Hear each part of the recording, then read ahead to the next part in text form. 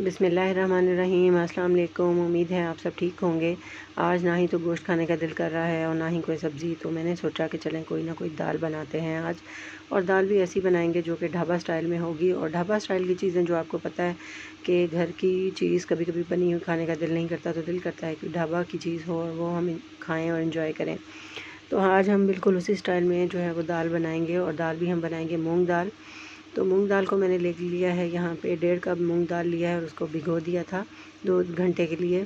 और उसके बाद अब मैंने यहाँ पे टमाटर ले लिए हैं 3 बड़े साइज़ के, और उसके साथ 4 हरी मिर्चें जो कि वो भी बड़े साइज़ की हैं, अदरक, लहसुन और टमाटर, इन सब चीज़ों को काट लिया अच्छी तरह। और 1 गिलास पानी के अंदर इनको जो है वो साबुत ही हम पकने के लिए रख देंगे। इसकी टिप यही है कि आपने इसको जो है वो सब चीज़ों को पानी के अंदर इस तरह से पकाने के बाद नरम कर लेना है अच्छी तरह से। जब ये चीज़ें नरम हो जाएं और पक जाएं तो आपने इनको जो है वो अलग इनको निकाल लेना है और इन सब चीज़ों को आपने ग्राइंड कर लेना है। जो टमाटर के सख्त पार्ट हैं वो आप निकाल दीजिएगा और उस तरह से जो है वो बाकी सारी चीज़ें साबुत ही इसके अंदर डाल के आप नरम कर लें, या बेशक इसके थोड़े छोटे टुकड़े कर लें, लेकिन आपने इसको कोई भी जो है वो बारीक चीज़ इसकी पीसनी नहीं है जब तक हम इसको बॉयल ना कर लें।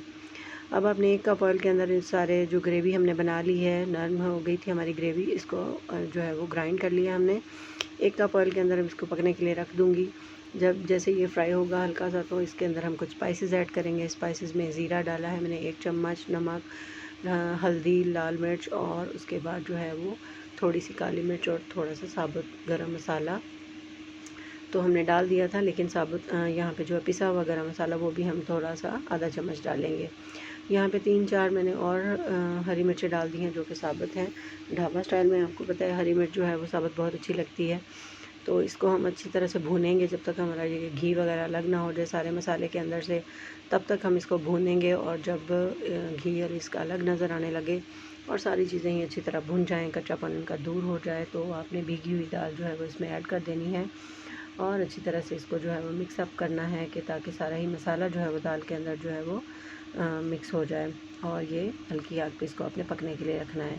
मूंग दाल की ये क्वालिटी है कि ये बहुत जल्द नरम हो जाती है, बहुत जल्द ये बन जाती है। जब भी आपको कुछ समझ ना आए कि क्या बनाएं, तो फ़ौरन से मूंग दाल लें और उसको ढाबा स्टाइल में बना लें, जो कि बच्चे और बड़े सबको बहुत पसंद आएगी। इसको जो है वो पकते हुए 10 ही मिनट हुए हैं और ये देखें ये नरम हो गई है और इस तरह से इसका जो है वो घी वगैरह अलग नज़र आने लग गया है और इसमें मिर्चें भी सॉफ्ट हो चुकी हैं, सारा मसाला अच्छी तरह से भुन चुका है। बहुत ही मज़ेदार किस्म की हमारी दाल जो है वो बिल्कुल रेडी होने वाली है। इसके ऊपर जो है वो इस स्टेज पे आप देख लें कि कोई मसाले वगैरह अगर कम हैं तो उसमें ऐड कर लें, वरना इसमें जो मैंने मसाले डाले हैं 1-1 चम्मच के हिसाब से वो सब इसमें ठीक रहेंगे। और उसके बाद दाल बनने के बाद इसको हम गार्निश कर लेंगे धनिया के साथ और कुछ अदरक के साथ। इस तरह से ये हमारी मूंग दाल जो है वो बन के बिल्कुल तैयार हो चुकी है। इसको आप तंदूर की रोटी के साथ खाएं, नान के साथ खाएं, या घर की रोटी के साथ, ये चावल उबले हुए हों इसके साथ, या फिर कैसे भी आप इसको एंजॉय कर सकते हैं, खा सकते हैं। बच्चों बड़ों को बहुत ज़्यादा पसंद आती है। बेशक उस टाइम खाएं जब आपको कुछ समझ ना आ रहा हो कि क्या बनाया जाए।